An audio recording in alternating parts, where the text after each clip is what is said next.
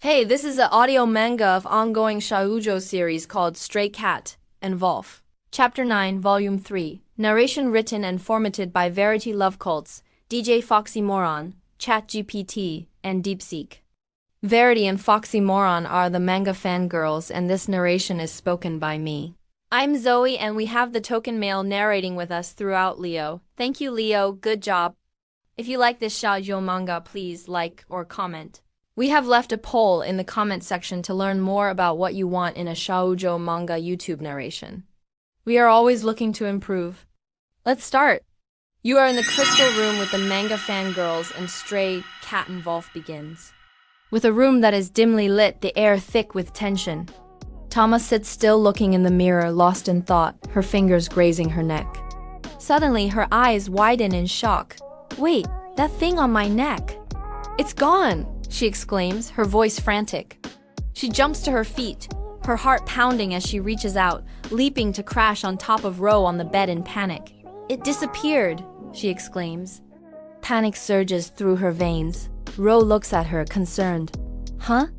What thing? You mean that mark? She clutches her neck, her voice trembling with confusion. Ro, he made it like a mole, she explains to him. A mole? Ro, confused by the sudden panic. He then smirks. Oh, you mean? He stops, his tone now teasing her. She jumps on top of him. God damn, you weigh a ton. I told you I was going to sleep. Tama ignores him and leans in closer to interrogate him about the missing mole, her face flushed with anger. It was always going to disappear, do, silly cat, he says to her.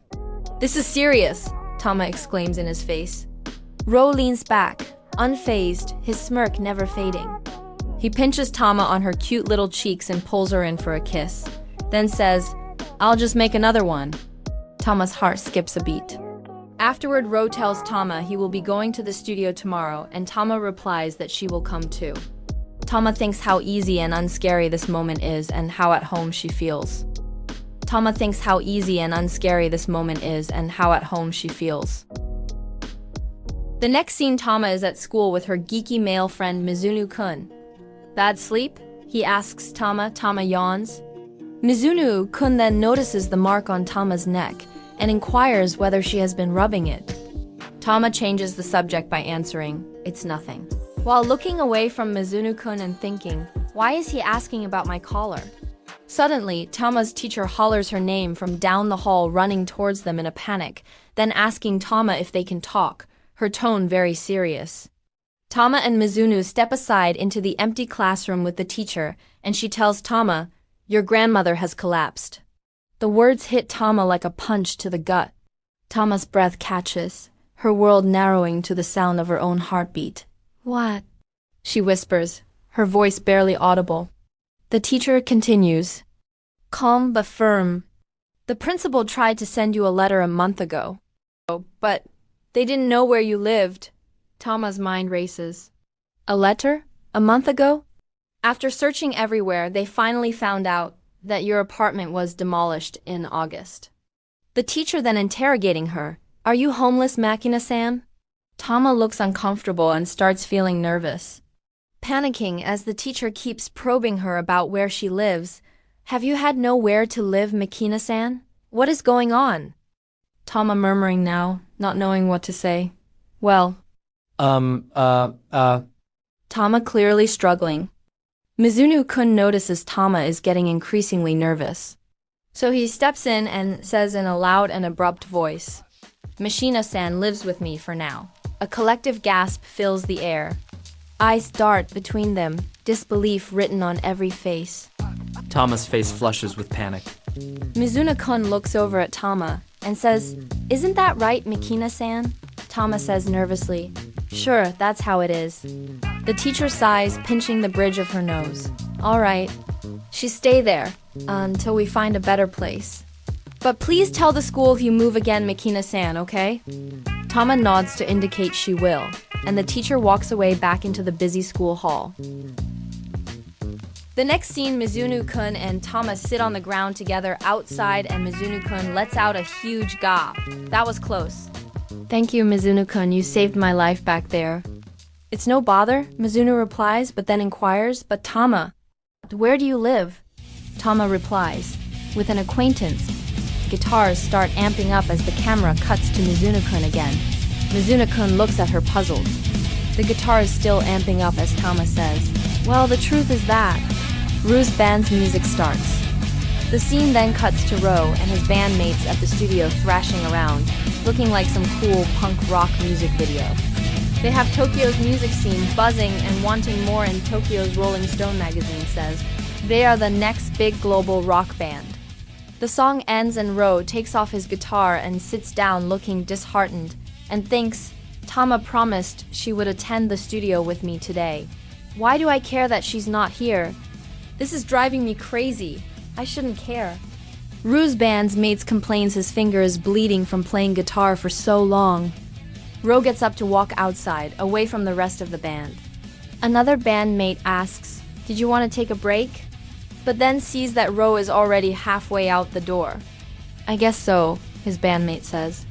He walks out the door and seeing Tama standing there nervously with her friend Mizuno-kun from school clutching his bag very tight now and looking like he has seen a ghost or some kind of alien as Ro walks by.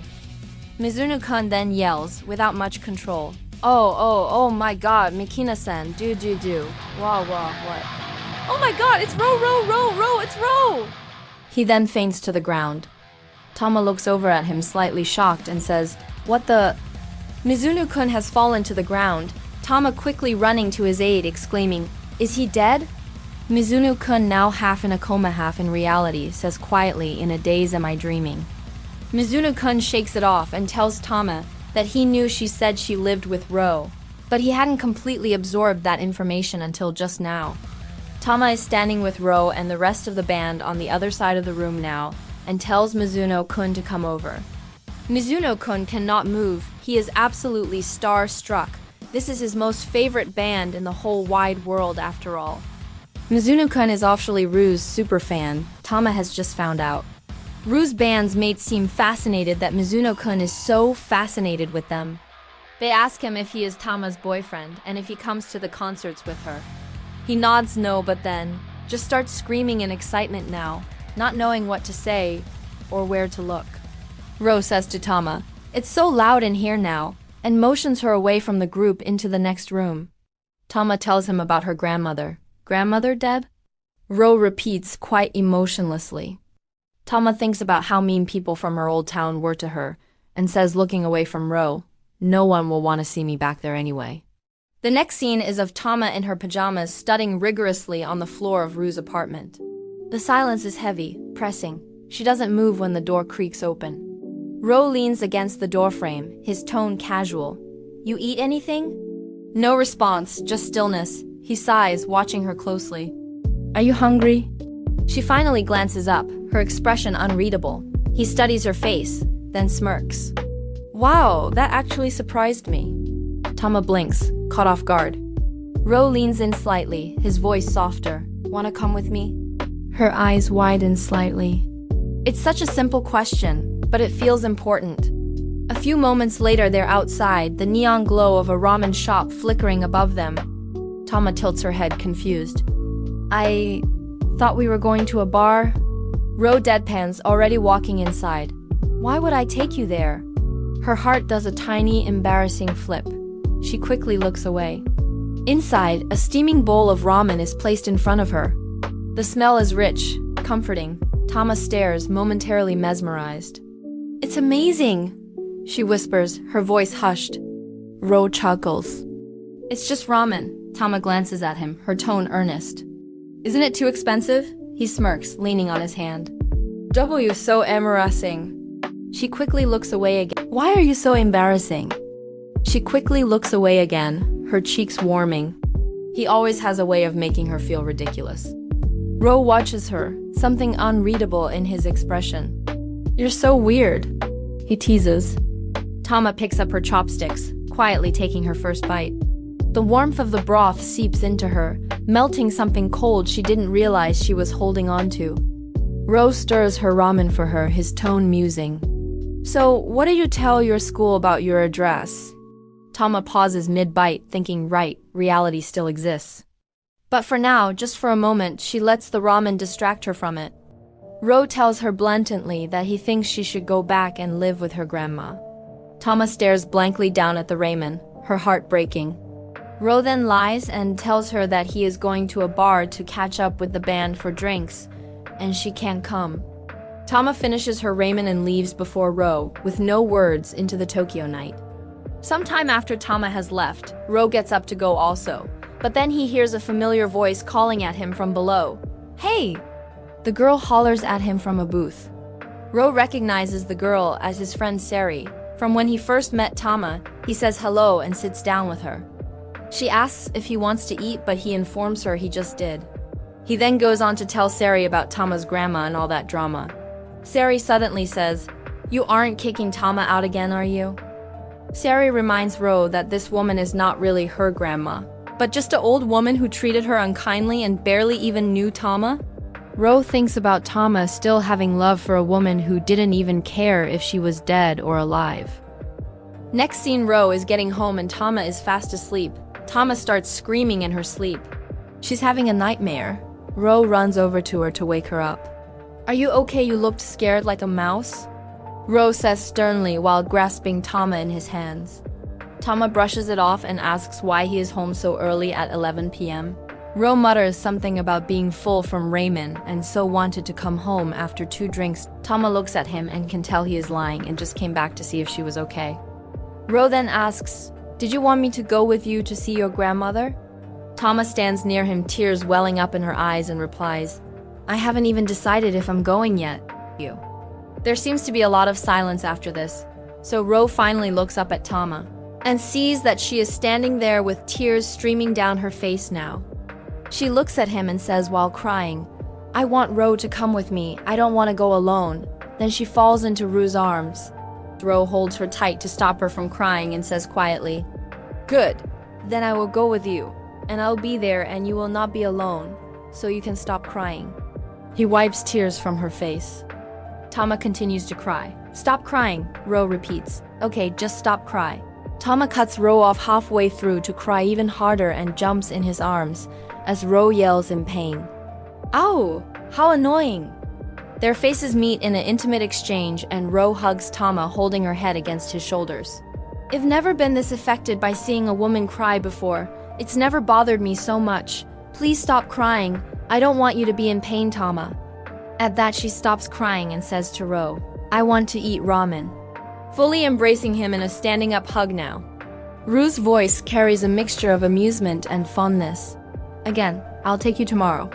"Hold on for today." But she shakes her head. "No. I want to eat ramen made by Ro." Ro lets the cat win and head to the kitchen to cook Tama ramen. Then a realization hits her. He will always be by my side. She thinks, "Where I go, he will go with me." In the final scene, Ro and Tama are in the kitchen together. Ro stands at the stove, stirring a pot. As Tama clings to him from behind and says softly, "I want to see you cook."